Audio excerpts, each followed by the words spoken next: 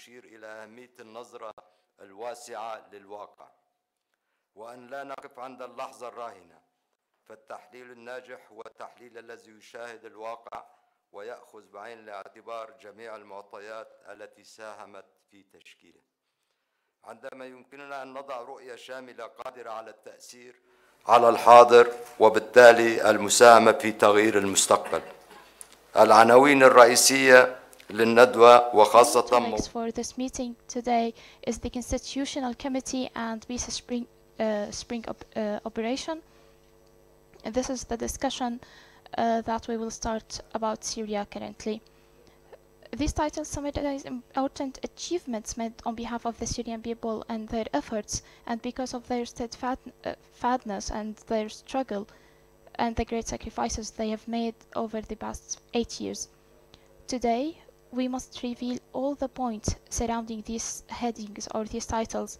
We should not leave any room for misunderstanding or lack of awareness about any of these achievements. Syrians have made sacrifices, many sacrifices, and they have made many efforts to ensure the success of the Constitutional Committee, and today we view this achievement as a step towards political solution, and we believe that it is an important one that will later lead to the full implementation of UN Security Council Resolution 2254. Our responsibilities today require us to preserve what has been achieved and to prevent any attempt to put obstacles. We need also to ensure that we are utilizing our strong points and we are utilizing the tools we have and ensure that others are not using these tools against us. Our responsibilities also require us to be frank and not to live in illusions and about the work of Constitutional Committee specifically. We need to prepare for this battle because the other side will use every means to disrupt, delay and sabotage. We need to benefit from the international agreement over that and from the Russian pressures on the regime to engage in the work of this process.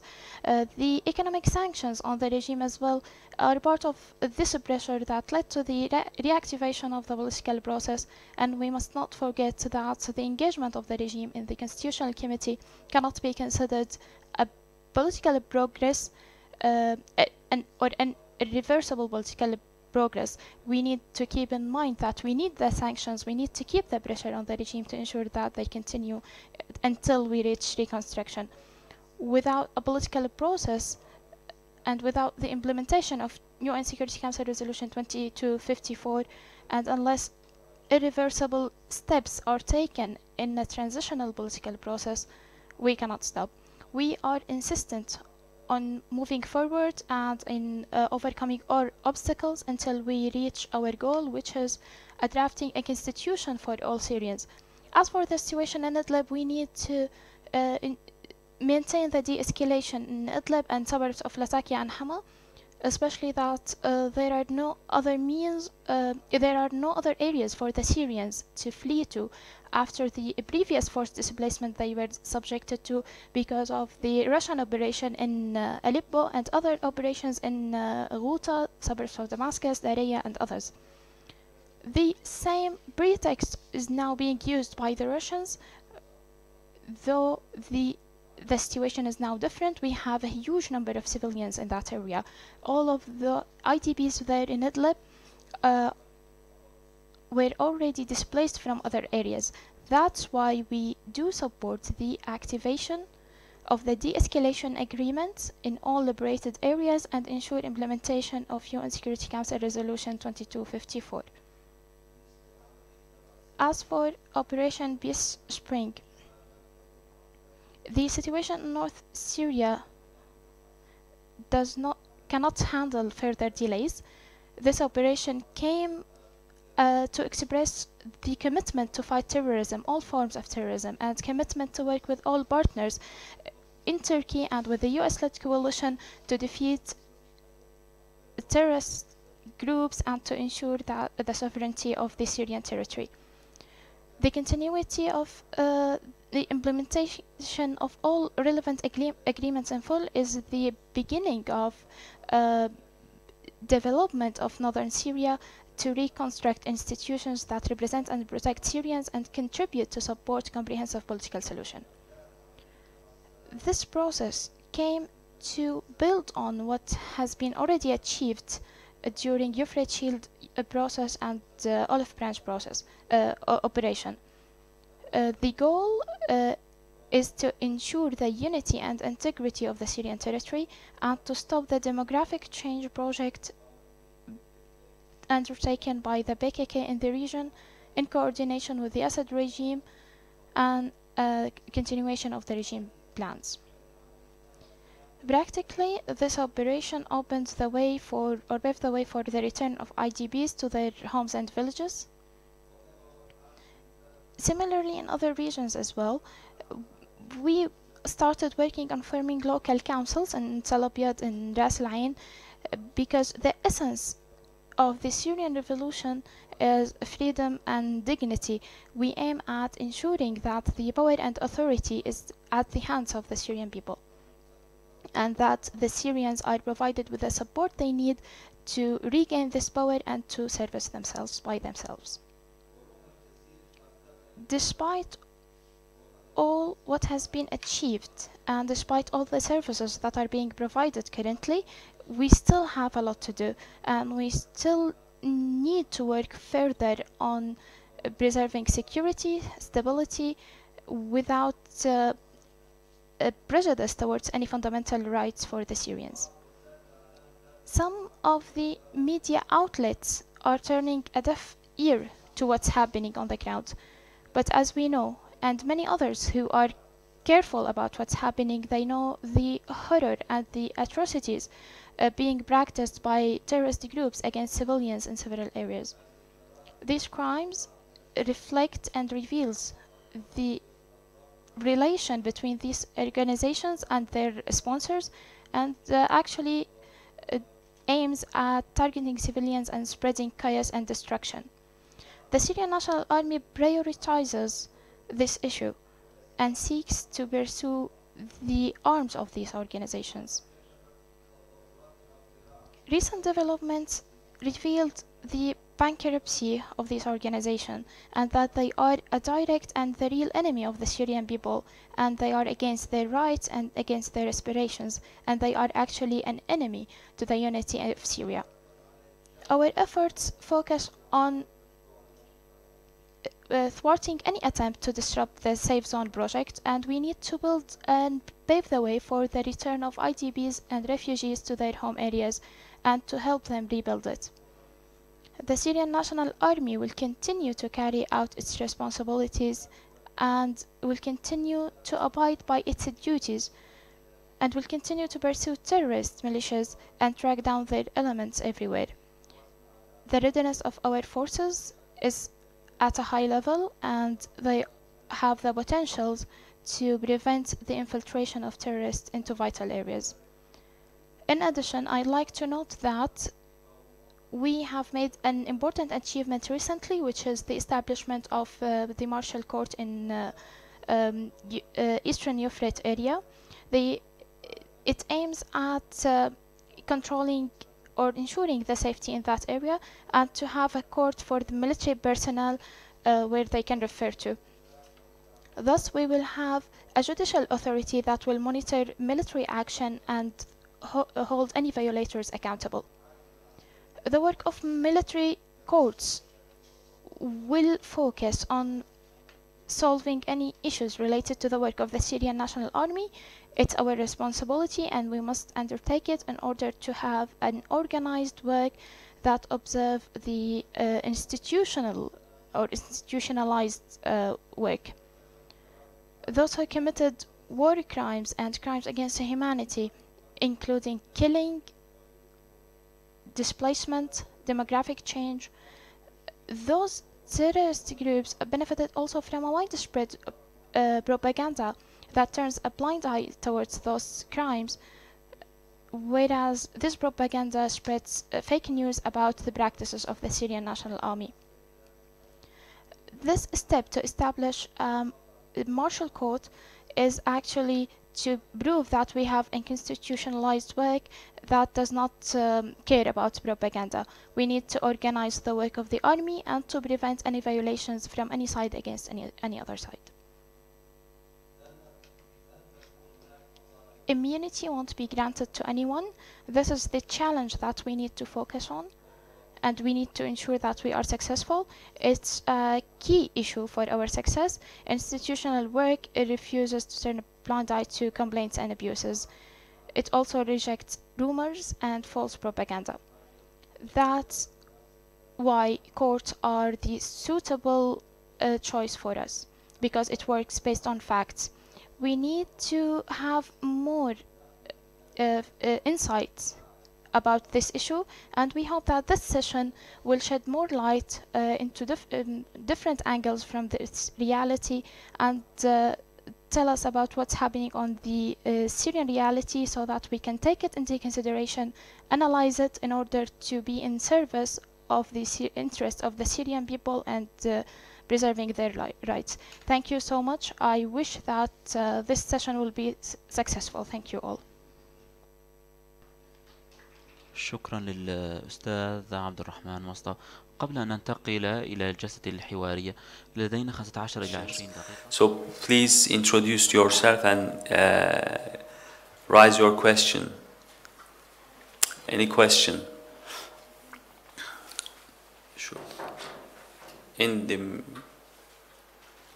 yes.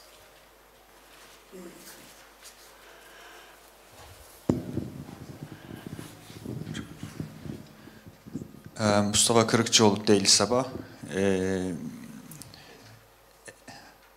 As you know, Turkey shared its own plan to facilitate return of refugees.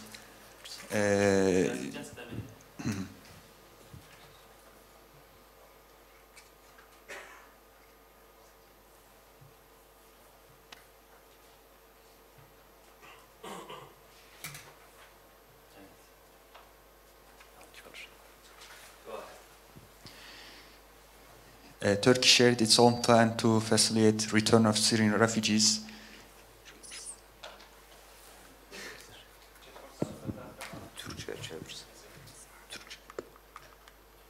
Arapça ve Türkçe fark etmez. Şöyle öne takar. Arapça 2'de Arap üstü.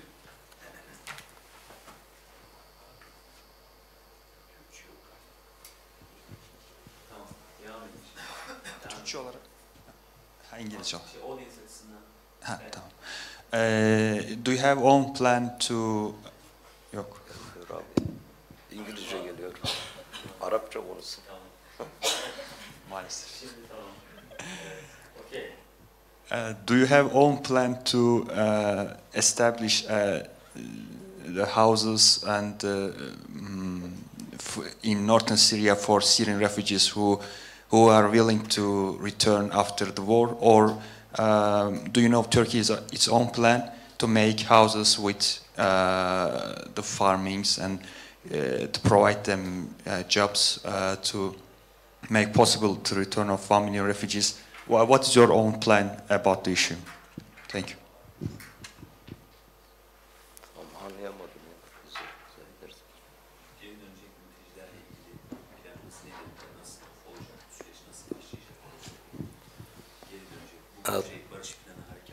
طبعا بعد عملية النبع السلام هو له هدفين. هو الهدف الأول هو الحفاظ على وحدة الأرض السورية، لأنه المنظمات national integrity, because you know that the terror group who were operating in that area, they used to occupy a huge region of the Syrian land, which aimed to divide to Syria, and the goal behind this Operation Peace Spring is to protect the national integrity of Syria. The second goal, you know that PYD or PKK groups, when they occupied that area, they have achieved or they have created a demographic change for that area. So the priority after the operation is to create local councils that are composed of local people, and we are doing this step now. We have created a council in Tel Abyad and Ras Al Ain in order to create the conditions and to provide the services and to enable the IDPs who were forced to leave their lands. They were forced to leave by Daesh and later by PKK. It's the priority for these people to return to their lands, to their farms, to their villages, to their homes willingly. After that, there will be a project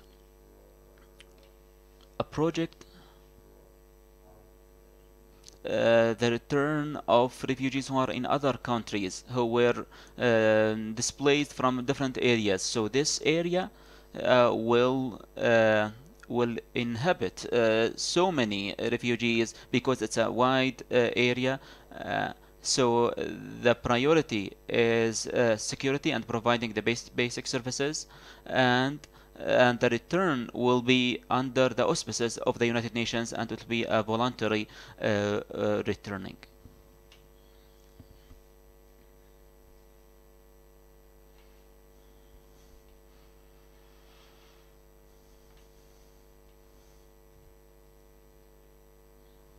السلام عليكم. السلام عليكم أستاذ عبد الرحمن.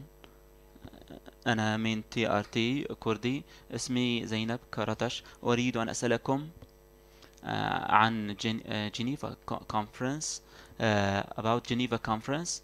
Do you think the solutions, do you expect any solutions out of this conference? Thank you, Ms. Zainab. You know that the Constitutional Committee started its work last week, and you know Ms. Dima is with us here, and she is part of the drafting body. The first round was so important for us, and I think the general atmosphere is that they were successful in the first round. And I think the opposition delegation performance was so good, and they have adopted to the strategy that we have created in the opposition, whether in the coalition or the commission.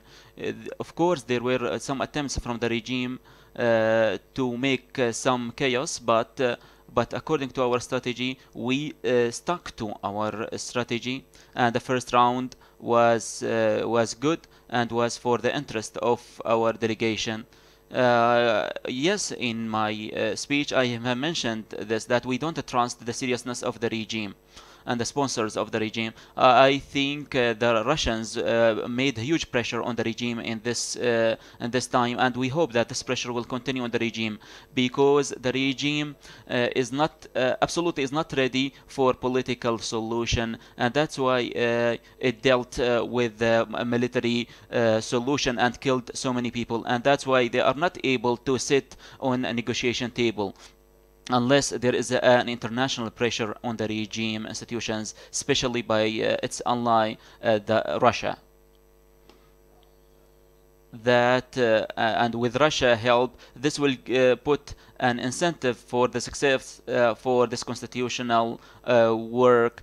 I think the constitutional work is not the whole political solution. It's part of the political solution, and we hope all of this will be done under the United Nations Resolution 2254. Of course, the sanctions and the methods that are applied against the regime is a good method to pressure them to the negotiations. But my personal idea is, or my personal view, the regime will find so many ways to escape away from the political solution or the political process, because achieving any political achievement, it will make the start of the end of the regime, and that's why the regime is trying to escape away from the political process.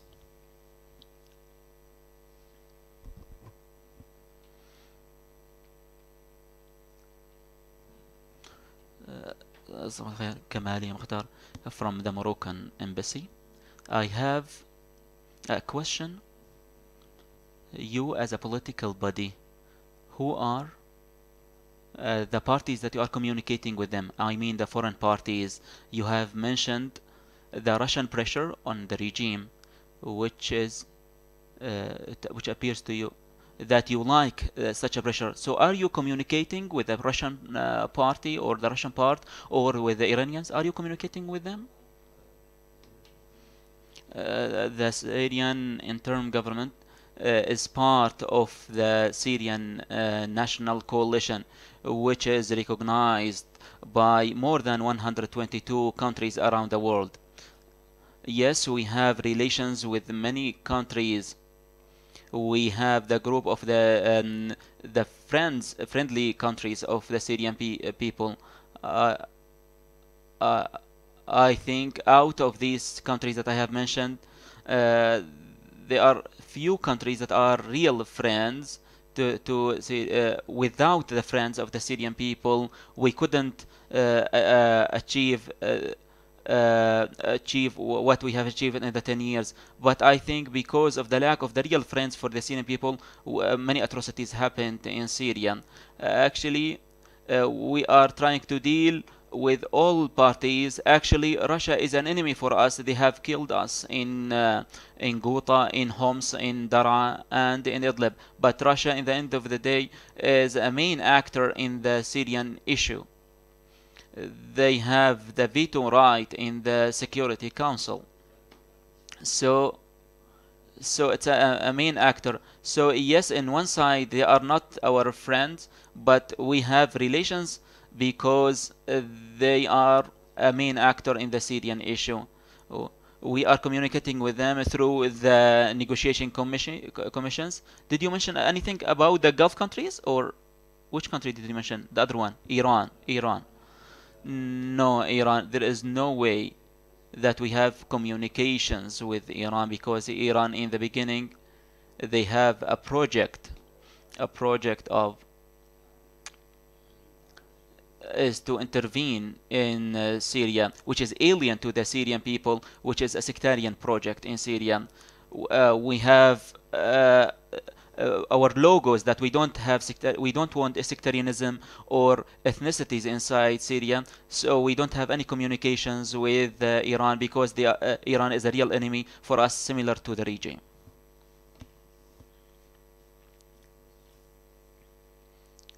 أي أسئلة أخرى؟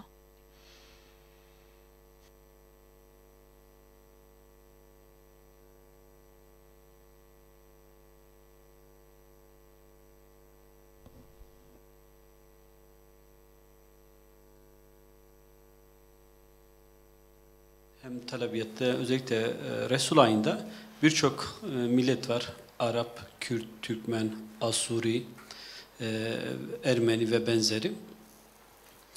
Bir de Talabiyat'ta bu meclislerin temsiliyeti nasıl olacak? Nasıl bir meclis oluşturacaksınız? İkinci sorum ise, biraz önce İran'dan bahsettiniz. Yani İran oradan çekilecek mi? İran'ın politikalarını nasıl değerlendiriyorsunuz? Yani şimdi meclisler zaten kuracağız der. Yani Tel Aviv Meclisi'ni ve afwan. بالنسبة للعربشة ونشم ده بالنسبة للمجالس المحلية تم تشكيلهم. يعني نحن كنا كهدفنا نحن انه يكون في صناديق اقتراع، يكون في اختيارات ممثلين. At the beginning we have votes for that. This is what we called for in the beginning of the Syrian revolution, to have democracy and to have freedom. But unfortunately we are in exceptional conditions. We are in need for these civilian councils, these temporary councils, in order to enable the forced IDPs to return to their lands, to their villages. So when the stabilization is achieved, at that time we can create a new method for real elections in these areas. This doesn't mean that we have appointed the members of these councils. We had criteria. We made ethnic and the tribal and the religious balances for the appointment of these members. They should be local people. They shouldn't have any affiliation to any of the previous groups that ruled the region. We have cross-checked the names, and we had among the criteria they should have a university degree, and they should be a well-known people with good morals. And so these councils, they were created according to the bylaw of the local management of the ministry, of our ministry. We have 28 members in Tel Abyad, and all the tribes were reflected in the council of Tel Abyad. And also we have Kurdish brothers, we have Turkmen brothers, according to the ratio in the region of the population. So these are the criteria that we try to follow in creating these temporary councils, and we hope after achieving the stabilization and the return of IDPs, we will try to achieve the real elections to achieve the aspirations of the local people. You know very well that the PKK terror group, they did the same behaviors. They are doing the same behavior of Daesh, the suicide car bombs that is targeting the civilians in order to prevent the IDPs to return to their homes and villages. And the same thing is now happening now in Euphrates Shield and Olive Branch regions. Many explosions are happening and targeting civilians. So terror has no name. All of them are using the same methods, whether they are Daesh or the PKK. But thankfully, we have achieved some success in Ras Al Ain and Tel Abyad. We have created the councils, and we have opened offices for health and basic services to provide the services for the local people.